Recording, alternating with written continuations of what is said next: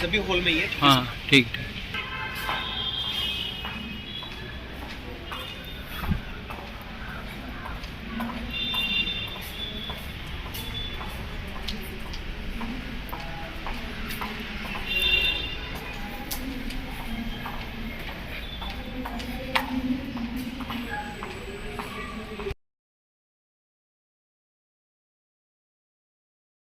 बच्चे भी है, व्यापार वर्ग के बच्चे भी हैं यहाँ कर रही हैं। प्लीज बैठिए।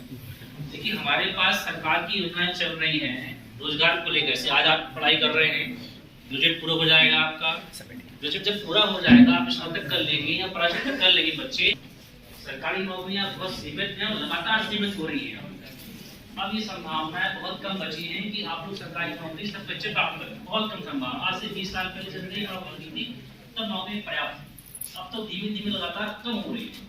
तो अब जो हमारे पास साधन है वह यह है कि हम अपने आप को स्टार्टअप स्थापित करें, हम अपने लिए रोजगार के लिए कोई नया अवसर ढूंढें, ठीक है ना। देखिए सरकार की जो योजनाएं चल रही हैं सबसे अच्छी जो मुझे लगती है जो मैंने फाइनेंस कर रखा है। अच्छा मैं जानकारी देना चाहूंगा आप लोगों को कि मैंने अपने जीवन के फाइनेंस से करता है, तो मैं हमेशा गाइड करता हूँ गवर्नमेंट योजनाओं के बारे में जो हमारी देश पूरी उद्यमिता को कवर करती है। मुख्यमंत्री स्वरोजगार योजना, यहाँ पर अधिकांश लोग फार्मर्स की फैमिली से बिलोंग कर रहे हैं, कुछ यहाँ पे बिजनेस वाले फैमिली से बिलोंग कर रहे हैं। बच्चा जो बीए कर लेता है, बीएससी करता है, बीकॉम करता है, उसके बाद बिना किसी गारंटी के, आपको गारंटी भी नहीं देती है गवर्नमेंट की, और इसके अलावा 25% बड़ी मिल उसमें, मतलब उसमें 10 लाख रुपए तक का बैंक फाइनेंस करेगा और 2 लाख रुपए तक की सब्सिडी, 2.5 लाख की सब्सिडी प्राप्त हो जाएगी, ठीक है ना। एक पास एक्टिविटीज। तो अब मैं चाहूंगा मैडम आए और मैडम प्लीज अपना व्याख्यान दें। Thank you so much. Nervous थे जिनके पास कार्ड नहीं थे तो वो लेना चाहिए। देखिए वैसे तो हमारे पास जो हमारे इस कार्यक्रम के समन्वयक हैं वो 24 घंटे उनके लिए उपलब्ध हैं, लेकिन हम ये प्रयास करेंगे कि जिन बच्चों को इसमें प्रतिभाग करने का मौका नहीं मिला, हम भविष्य में ऐसे जो कैंप हैं उनका संचालन करते रहेंगे, उनको चलाते रहेंगे। और महाविद्यालय इस केंद्र के माध्यम से जो देवभूमि उद्यमिता केंद्र की स्थापना के माध्यम से भी हम लगातार उनको मार्गदर्शन देते रहेंगे। इसमें पहली बात तो ये कि जो बच्चे हैं वो स्वयं से किसी रोजगार सर्जन के बारे में विचार करेंगे और उनके विचारों को यहाँ केंद्र के माध्यम से देखा जाएगा कि उन जो विचार वो सोच रहे हैं कि जिस प्रकार का उद्योग वो सोच रहे हैं वो हमारी यहाँ की वर्तमान परिस्थितियों में संभव है या नहीं। जब वो संभव होगा तो उसके साथ हम बैंक के कर्मचारियों को लेके, उद्योग के जो एसोसिएशंस हैं उनके माध्यम से और जो हमारे प्रशिक्षण देने वाले लोग हैं उनके माध्यम से उस प्रोजेक्ट को तैयार किया जाएगा और उनको वित्तीय सहायता के माध्यम से उनको शुरुआती तौर पर संपोषित किया जाएगा। क्या प्रशिक्षण? ये जो बूट कैंप का जो आयोजन हो रहा है इसका अंतिम उद्देश्य महाविद्यालय में उद्यमिता केंद्र की स्थापना है। सरकार और उत्तराखंड राज्य की एक महत्वाकांक्षी योजना है देवभूमि उद्यमिता योजना। इसको इसीलिए बनाया गया है क्योंकि सरकारी नौकरियों की सीमित व्यवस्था है और उस सीमित व्यवस्था में हर बच्चे को सरकारी नौकरी मिले यह संभव नहीं है।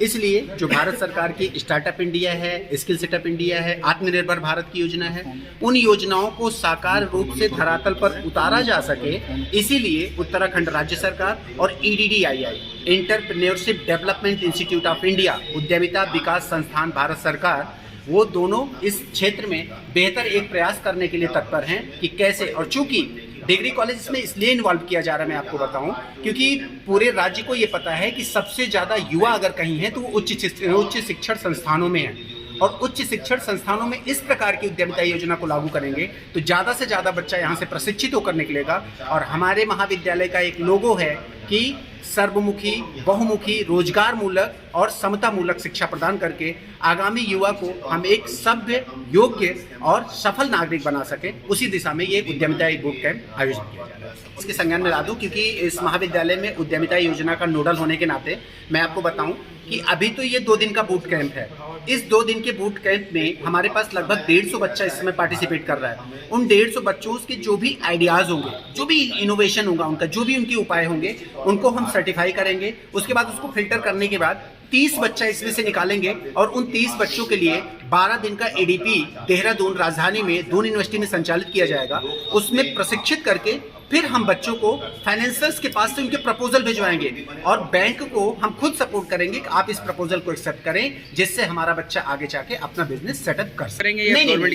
ये महाविद्यालय की तरफ से उनका कन्वेंस और बाकी देवभूमि उद्यमिता योजना जो EDDII है, उद्यमिता विकास संस्थान भारत सरकार, उसके द्वारा पूरी व्यवस्था मैनेज की जा रही है। तो पूरा का पूरा सहयोग उनका होगा। हमारी तरफ से केवल फैकल्टी और मेंटर्स का सहयोग होगा जो बच्चों के साथ सपोर्ट में रहेंगे। विद्यालय में कितने हाई नहीं, हमारे पास जो रिजल्ट का डाटा है अभी, तो वो महाविद्यालय स्तर पर तो बच्चे आ जाते हैं, लेकिन अभी अभी उन्हीं बच्चों के प्रोत्साहन के लिए और उनको बढ़ाने के लिए कि किस तरीके से वो अपनी श्रेणी को उत्तीर्ण करें और आगे बेहतर ला सकें, इसीलिए महाविद्यालय जो है मुख्यमंत्री छात्रवृत्ति योजना का संचालन भी कर रहा है और उसके संचालन की वजह से बच्चा लगातार कॉलेज में आएगा।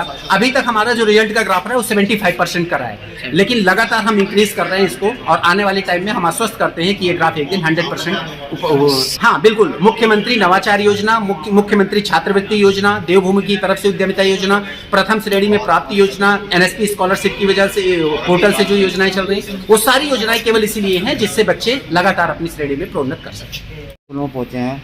मैं महाविद्यालय प्रिंसिपल साहब का बड़ा आभारी हूँ कि मैंने मुझे आवंटित किया और मेरा पूरा सहयोग रहेगा, सरकारी बैंकों का सहयोग रहेगा और हम पूरी उम्मीद करते हैं कि इस योजना वर्कशॉप के बाद कुछ बच्चे इसका अच्छा रिजल्ट लेके आएंगे, तो इसके लिए महत्वपूर्ण होगा, अर्थव्यवस्था के लिए महत्वपूर्ण होगा। सर, लोन में कोई गारंटी नहीं चाहिए, 10 लाख रुपये तक के लोन में कोई गारंटी नहीं चाहिए। बस उसमें एक्चुअली क्या होता है, जैसे कि 10 लाख का आप लोन ले रहे हैं ना, तो करीबन 5% का मार्जिन होता है सरकारी योजनाओं में। तो जैसे 50,000 रुपये तक का उसका मतलब जो हमारा लोन ही होता है उसका पार्टिसिपेट होता है, 9,50,000 तक का बैंक फाइनेंस करता है। प्रॉब्लम आती है, जैसे कोई प्रपोजल मेरे पास आता है लोन का, तो कोई छात्र कहता है कि मैं बिजनेस करता हूँ और मैंने अचानक सोचा है कि मैं आज भेड़ पालन करूँगा, तो कोई ऐसी चीज़ है जैसे मान के चलिए इसका कोई व्यक्ति लेके आ रहा है कुछ ना, उसे उस चीज़ का अनुभव बिल्कुल भी नहीं है, तो बैंक बचती है चीज़ों से। अब जैसे कल्पना करिए कोई बंदा फार्मर्स है, उसके पास 10 एकड़ ज़मीन है, तो वो कह रहा है कि मुझे तो भेड़ पालन का लोन चाहिए, तो बैंक प्रेफर करेगी कि भाई इनकी फादर भी यही काम कर रहे हैं, ये भी काम कर रहे हैं, तो अच्छा काम चला लेंगे। बैंक का जो प्राइम कंसर्न होता है कि हमारा पैसा नहीं डूबना चाहिए बिल्कुल भी, हमारा जो पैसा है बच्चा उससे अपने को विकास कर ले और बैंक का लोन भी चुका दे, हमारा यही उस कंसर्न है।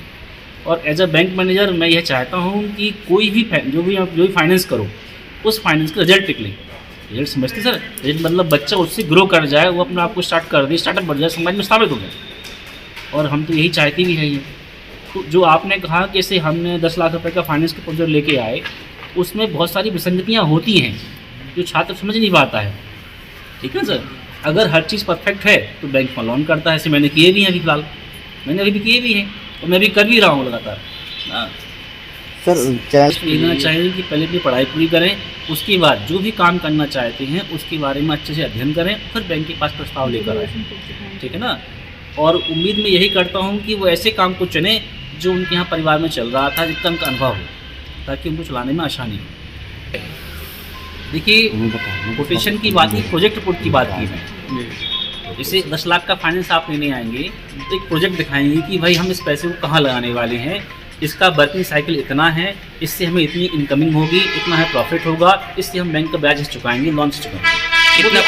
कितना परसेंट ब्याज देना पड़ेगा? लगभग 10% के आसपास से साधारण ब्याज होता है, ये अर्ली लगता है, ठीक ना।